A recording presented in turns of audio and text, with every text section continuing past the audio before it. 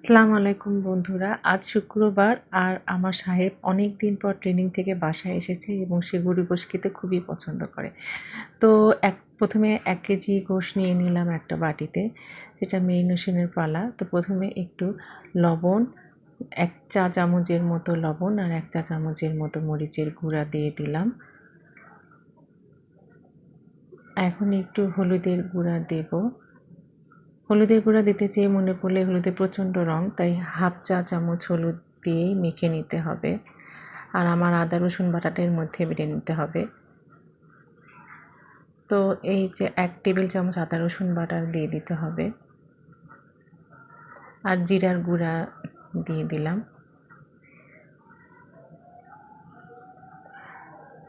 আর শুকনা মরিচ আমি আসলে মাংসতে মানে শুকনা মরিচ ছাড়া ভালোই লাগে না। শুকনা মরিচের ভিতর থেকে একটা সুন্দর গ্রেভি বের হয়।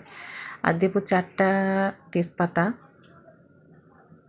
আর গোটা বড় এলাচ বা কালো এলাচ, আর দিলাম হচ্ছে লবঙ্গ। আর এটা হচ্ছে বস। এই বসটা আমি গোশে খাই, আমার খুবই ভালো লাগে এর গন্ধটা, স্মেলটা। আর দেব হচ্ছে কালো গোলমরিচ। এখন ১ কেজি গোশতে আসলে ১ কাপ পেঁয়াজ বাটা তো পেঁয়াজ তো লাগেই, পেঁয়াজ কুচি তো লাগেই। পেঁয়াজ কুচি দিয়ে দিলাম। আর দেব গোটা রসুন। গোটা রসুন আমার ছেলে খেতে খুবই পছন্দ করে। ও গোশ খেতে বসলেই বলবে যে রসুন কোথায়, রসুন কোথায়? আর আমি তো তেল খুবই কম খাই। তারপরেও তেল দিতে হবে, কারণ গোশত রান্নায় তেল না দিলে হবে না। অন্তত ৪ থেকে ৫ টেবিল চামচ তেল তো দিতেই হবে। এটা দিয়ে ভালোভাবে মেখে নিতে হবে এখন।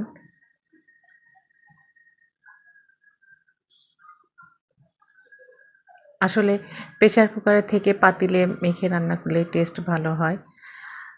আর এখন একটু হাতটা ধুয়ে গায়ে গায়ে একটু জাস্ট পানিটা দিয়ে, আর আমি হচ্ছে দালচিনি দিতে ভুলে গিয়েছিলাম, তাই গোটা দালচিনি আর আবার লবণ দিলাম, কারণ আজকাল লবণের ধক এত কমে গেছে, পিষে পিষে একদম লবণের ধক শেষ। এখন ঢেকে দেবো।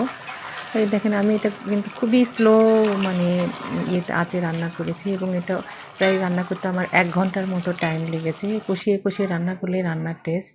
এই যে হয়ে গেছে আমার কষা গোশ বা কষা মাংস, যেটা